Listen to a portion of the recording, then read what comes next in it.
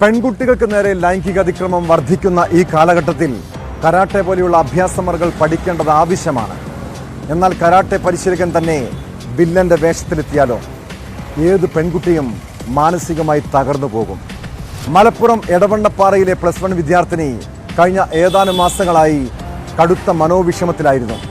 പ്രതിരോധ മുറകൾ പഠിപ്പിച്ചു കൊടുക്കേണ്ട കരാട്ടെ അധ്യാപകന്റെ ഭാഗത്തു നിന്ന് പലതവണയാണ് അവൾക്ക് ദുരനുഭവം ഉണ്ടായത്. കഴിഞ്ഞ ദിവസം 17-കാരിയുടെ മൃതദേഹം ചാലിയാർ പുഴയിൽ കണ്ടെത്തിയപ്പോഴാണ് ലൈംഗിക ചൂഷണത്തെക്കുറിച്ച് പുറം ലോകം അറിഞ്ഞത്.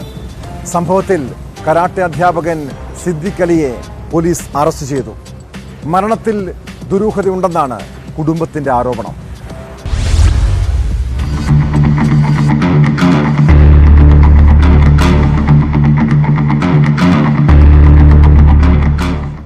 കാരിയുടെ മരണത്തിന് പിന്നിൽ കരാട്ടെ അധ്യാപകന്റെ പീഡനമാണെന്ന ആക്ഷേപം ഉന്നയിച്ച് കുടുംബം പോലീസിന് പരാതി നൽകിയിരുന്നു. തുടർന്നാണ് സിദ്ദിഖ് അലിയെ പോക്സോ നിയമപ്രകാരം കേസെടുത്ത് അറസ്റ്റ് ചെയ്തത്. കഴിഞ്ഞ വർഷം സെപ്റ്റംബറിൽ സിദ്ദിഖ് അലി പെൺകുട്ടിയെ ശാരീരികമായി പീഡിപ്പിച്ചുവെന്നാണ് പരാതി. കരാട്ടെ പഠിക്കാൻ വരുന്ന പെൺകുട്ടികളെ പീഡിപ്പിച്ചതിന് സിദ്ദിഖിനെതിരെ മുൻപും കേസെടുത്തിട്ടുണ്ട്. 2020-ലായിരുന്നു അത്. ഈ പോക്സോ കേസിൽ പിന്നീട് കോടതി ഇയാളെ കുറ്റവിമുക്തനാക്കി. പഠിക്കാൻ വരുന്ന പെൺകുട്ടികളെ സിദ്ദിഖ് ശാരീരികമായി ഉപദ്രവിക്കുന്നത് പതിവായിരുന്നുവെന്നാണ് ആരോപണം. ദേഹത്ത് തൊടുന്നതും മറ്റു തരത്തിൽ ദുരുപയോഗം ചെയ്യുന്നതും പഠനത്തിന്റെ ഭാഗമാണെന്നും ഇയാൾ കുട്ടികളെ തെറ്റിദ്ധരിപ്പിച്ചിരുന്നുവെന്നും മരിച്ച കുട്ടിയുടെ കുടുംബം ആരോപിക്കുന്നുണ്ട്. ഈ സാഹചര്യത്തിൽ അധ്യാപകനെതിരെ കൂടുതൽ പേർ പരാതിയുമായി വരാനും സാധ്യതയുണ്ട്. സാർ അവരെ അത്രയധികം ഇൻഫ്ലുവൻസ് ചെയ്ത് അവിടെയുള്ള ഓരോ കുട്ടികളും ഇതിന് ബലിയാടാവുകയായിരുന്നു. സാറിന്റെ തൃപ്തിക്ക് വേണ്ടിയിട്ട് അവർ എന്തും ചെയ്യാൻ നിന്ന് കൊടുക്കുന്ന ഒരു മട്ടിലായിരുന്നു. പക്ഷേ ഈ പറയുന്ന എൻ്റെ അനിയത്തി ഇതിനോട് വളരെയധികം വിയോജിപ്പ് മുൻപേ തന്നെ കാണിച്ചിട്ടുണ്ടായിരുന്നു എന്ന് പിന്നീട് എനിക്ക് അറിയാൻ പറ്റി.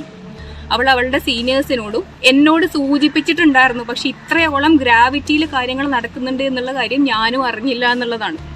മരണത്തിലും ദുരൂഹതയുണ്ടെന്നാണ് കുടുംബത്തിന്റെ പരാതി. പെൺകുട്ടി ആത്മഹത്യ ചെയ്യില്ല എന്നും മൃതദേഹത്തിൽ മേൽവസ്ത്രമില്ലാത്തത് ദുരൂഹമാണെന്നും അവർ പറയുന്നു. ചാലിയാറിൽ മുങ്ങൽ വിദഗ്ധർ നടത്തിയ പരിശോധനയിൽ മേൽവസ്ത്രം കണ്ടെത്തിയിട്ടുണ്ട്.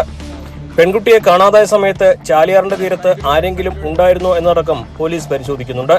തിങ്കളാഴ്ച വൈകിട്ട് 6 മണിയോടെയാണ് പെൺകുട്ടിയെ കാണാതായത്. മൃതദേഹം കണ്ടെത്തിയത് രാത്രി 8 മണിയോടെയും. കരാട്ടെ അധ്യാപകനെതിരെ പോക്സോ കേസ് നൽകാനിരിക്കെയാണ് പെൺകുട്ടിയെ ദുരൂഹ സാഹചര്യത്തിൽ ചാലിയാറിൽ മുങ്ങി മരിച്ച നിലയിൽ കണ്ടെത്തിയത്. വാഴക്കാട് പോലീസാണ് കേസ് അന്വേഷിക്കുന്നത്.